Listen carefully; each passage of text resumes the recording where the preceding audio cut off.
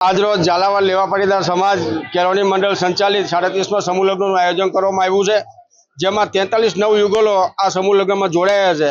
સૌ દાતાશ્રીઓના સહયોગથી આજે ઝાલાવાડના આંગણે ખૂબ ખુશીનો માહોલ છે અને ખૂબ સારા અને સરસ પ્રમાણમાં શાહી લગ્નનું આયોજન ઝાલાવાડ લેવા પાટીદાર સમાજ કેળવણી મંડળ સુંદરગઢ દ્વારા કરવામાં આવ્યું છે।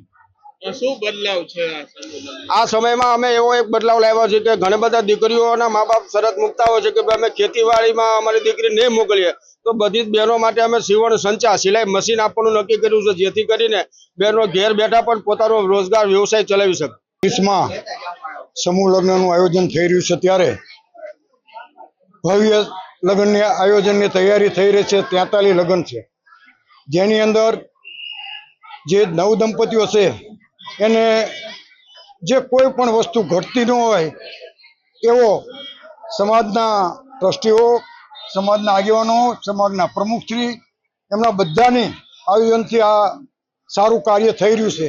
એમાં કદાચ આવતા ટાઈમમાં આથી પણ વિશેષ લગ્ન થશે અને આમાં અમે પહેલાં એક એવો ઠરાવ કર્યો હતો કે દીકરીઓની કદાચ શોર્ટેજ છે તો અન્ય જ્ઞાતિ એટલે કે બીજી જ્ઞાતિમાં કોઈ સંમતિથી આવતા હોય તો એની પણ અમે ઠરાવ કરીને સંમતિ આપી છે। એમાં પાંચ લગ્ન આમાં જોડાયેલા છે, એટલે આવતા ટાઈમની અંદર સારું ભવ્ય આયોજન થાય અને સમાજ ખૂબ પ્રગતિ કરી રહ્યો છે।